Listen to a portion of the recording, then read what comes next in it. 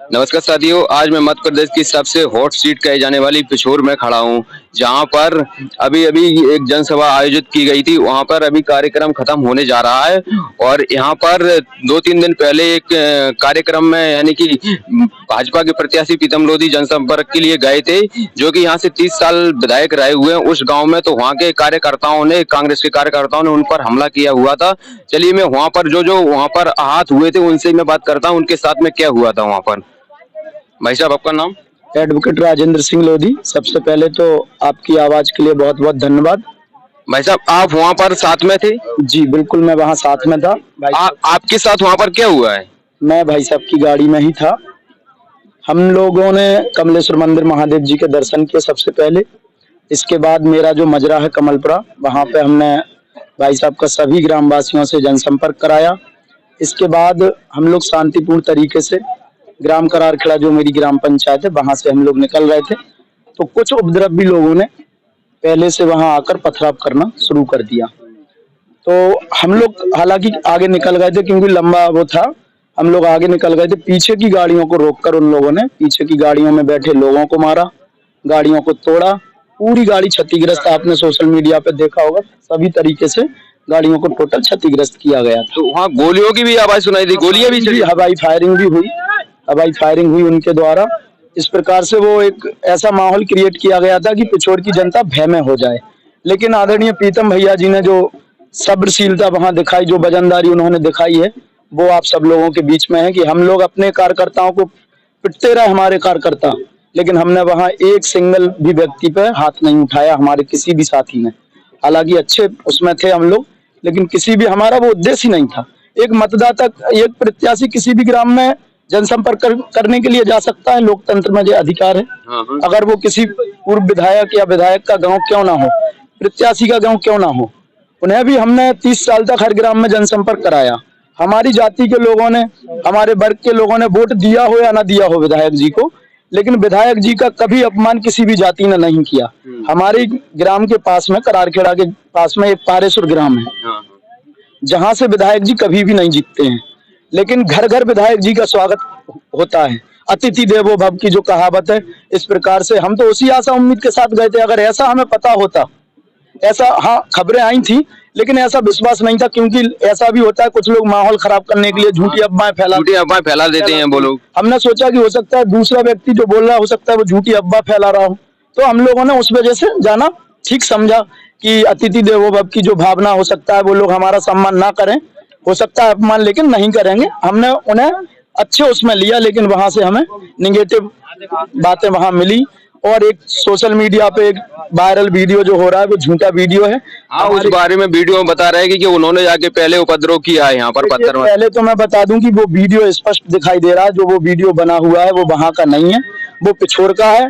और वो वीडियो, जैसे आज जो सभा खत्म हुई है, इस सभा में 5 लड़के आ जाए और मुर्दाबाद के नारे लगाए, तो उसमें क्या लगेगा कि जो भाजपा के समर्थक हैं, हाथ में झंडा ले लें, लेकिन वो ना भाजपा के समर्थक है, ना वो प्रीतम भाई साहब के समर्थक हैं। सच्चा प्रीतम भाई साहब का जो समर्थक है, वो कभी उनके प्रति गलत भावना नहीं रखता है, जो सच्चा उनका समर्थक है। तो वो वीडियो पूरा फेक है? वो फेक वीडियो है और उससे माहौल खराब किया जा रहा है। इनके पास कोई सबूत नहीं था उस घटना का, इसलिए उनने वो घटना का वो सबूत बनाया है कि इसलिए हमने हमला किया, गालियां दी विधायक जी को। आप खुद बताइए, आप लोग खुद बताइए, इतने लोग यहाँ खड़े हुए हैं, कोई किसी के गांव में जाके गाली देगा क्या? देगा क्या? बताइए, वो उससे बड़ा ताकतवर हो पाएगा क्या?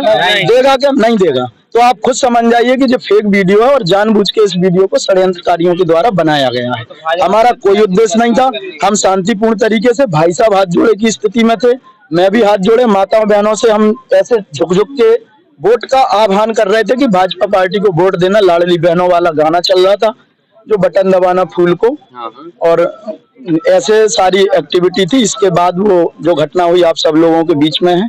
जो वहाँ पर जो घटित हुआ है, उसका असर सीपरी में भी देखने को मिलेगा? बिल्कुल मिलेगा, क्योंकि देखिए, आज तक हम लोगों ने कभी राजनीति में व्यक्तिगत विरोध किसी का नहीं किया। वो तो होना कह रहे हैं कि हम सीपरी में बदलाव करना चाहते हैं। सीपरी में बदलाव बिल्कुल भी नहीं होगा। सीपरी विधानसभा शांति और समरसता वाली विधानसभा है।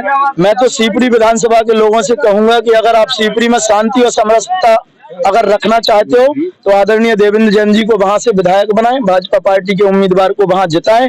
क्योंकि जो 30 साल की जो राजनीति पिछोर में की है, वो भय की राजनीति की है। आप एक एक गांव में जाके पूछ लीजिए, वहां का मतदाता कभी उनसे संतुष्ट नहीं हुआ है। अगर मतदाता आज जो जनता यहाँ उपस्थित हुई है, हाँ मैं देख सकता हूँ यहाँ पर अभी तो जनता यहाँ से चली गई, लेकिन पूरा स्टेडियम पूरा पिछोर में जनता बन नहीं रही थी, मुझे निकलने में बड़ी मुश्किल मिली।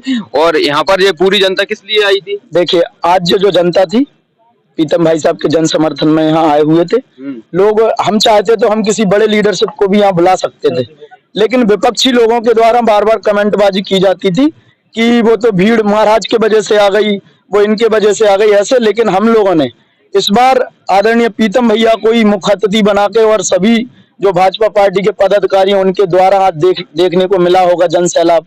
कोई कहता था वो इसलिए आती है जनता, इसलिए जो उनका प्यार है, मोहब्बत है जनता से, लगाव है जनता को, बिना पैसे की भीड़ थी जे, और वो कहीं ना कहीं ट्रैक्टर ट्रॉलियां घर घर भिजवा देते हैं और पैसा बंटवाते हैं, तब भीड़ आ पाती है।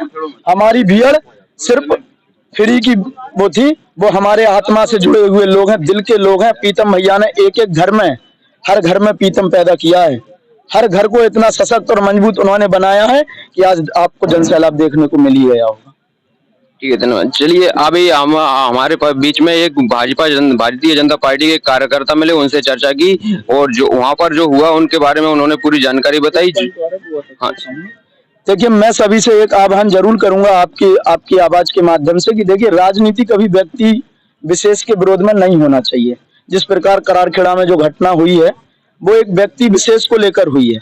तो मैं तो कहता हूं सभी से कि राजनीति में दो दल होते हैं, कौन किस दल में जा रहा है, जाना चाहिए, काम करना चाहिए, लेकिन कभी किसी भी कार्यकर्ता को, किसी भी छोटे से छोटे कार्यकर्ता को कभी इतना दबाव नहीं बनाना चाहिए। और राजनीति कभी विचारों की राजनीति होना चाहिए, ना कि भेदभाव की राजनीति होना चाहिए, जो पिछोर विधानसभा में देखने को मिली है।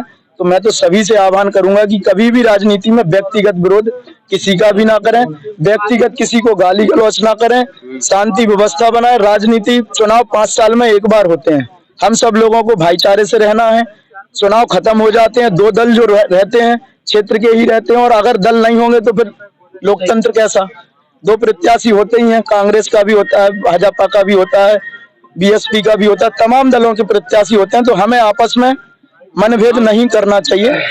पार्टी के लिए कुछ बोल रहे हैं, लेकिन व्यक्तिगत कोई से लड़ाई नहीं होनी चाहिए। नहीं, व्यक्तिगत किसी से कोई लड़ाई नहीं होना चाहिए, सिर्फ राजनीति तत्वों पे बात होनी चाहिए, मुद्दों पे बात होनी चाहिए, तत्वों पे बात होना चाहिए, विकास पे बात होना चाहिए, विचारों पे बात होना चाहिए, गरीब मजदूर किसान शोषित वंचित लोगों पर बात होना चाहिए, ना कि व्यक्तिगत किसी का विरोध होना चाहिए राजनीति में। तो मैं आपके इस चैनल के माध्यम से यही मैं चाहूंगा कि आप सभी इस चीज को सभी को बोलें कि इस प्रकार की राजनीति पूरे क्षेत्र में होना चाहिए, ताकि शांति का वातावरण बना रहे और हम लोग आपस में समरसता बनाकर रह सकें। बहुत बहुत धन्यवाद।